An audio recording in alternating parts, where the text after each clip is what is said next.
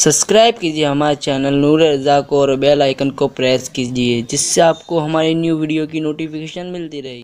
लेकिन अंबिया की जात मासूम है, लेकिन अंबिया को भी कभी कभी कहीं कहीं अपनी औलाद की वजह से, अपने खानदान के किसी फर्द की वजह से जो है वो अल्लाह की बारगाह में शर्म हुई, झिझक हुई। मैं किसी नबी की तौहीन नहीं कर रहा हूँ, बल्कि सिर्फ एक बात समझाने के लिए कह रहा हूँ। आदम कैसे अजीम है, आदम की आदमियत लोगों को खैरात में मिली तो लोग शरीफ हो गए, लेकिन आदम अलैहिस्सलाम क़यामत के दिन अल्लाह की बारगाह में जाने की हिम्मत न करेंगे, इसलिए कि आपको एक ख्याल होगा, ख्याल ये होगा कि मेरा बेटा काबिल नाम का, उसने एक औरत की मोहब्बत में अपने सगे भाई को कत्ल किया था और उसकी वजह से बुत परस्ती शुरू हुई थी। यहाँ भी एक बात काबिल गौर आपको मैं पेश करना चाहता हूँ।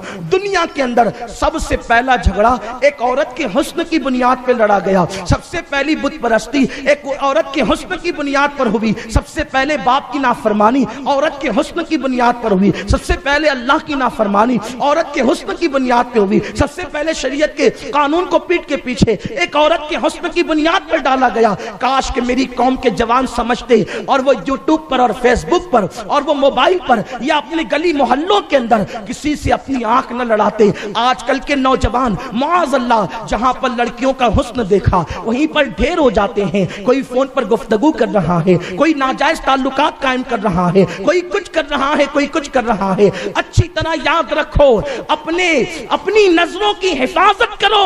किसी पे नजर डालने से पहले कभी अपनी माँ को भी याद कर लिया करो, कभी अपनी बहन को भी याद कर लिया करो, कभी अपनी बेटी को भी याद कर लिया करो। और सुन लो, सैयदना सुलेमान अलैहिस्सलाम ने अपने बेटों को वसीयत की थी, मेरे बेटो अगर तुमको किसी नाग के पीछे चलना पड़े तो तुम उसके पीछे चल जाना, लेकिन कभी किसी औरत के हुस्न के पीछे न जाना, किसी औरत से कभी नजरें न लड़ाना, कभी किसी औरत से मोहब्बत नाजायज न करना। इसलिए कि अगर नाक डस ले तो इंसान की जान जाती है और अगर औरत का हुस्न डसे तो इंसान का ईमान चला जाता है। मैं अपने उन नौजवानों को मैं ये पैगाम देना चाहता हूं, अगर वो कहीं पर जाते हैं, माअज़ल्लाह लोगों की फिक्र ये हो चुकी है कि अगर वो दरगाहों पर पहुंचे उर्स के अंदर तो लोगों की नीयत ये होती है बदनीयतों की कि वहां औरतें मिलेगी तो उन पे बदनजरी करेंगे। यकीनन कुछ आप लोगों की तरह अच्छे लोग भी हैं जो अल्लाह वालों की मोहब्बत में जाते हैं, सब ऐसे नहीं है, लेकिन याद रखें अगर अल्लाह वालों के आस्थानों पर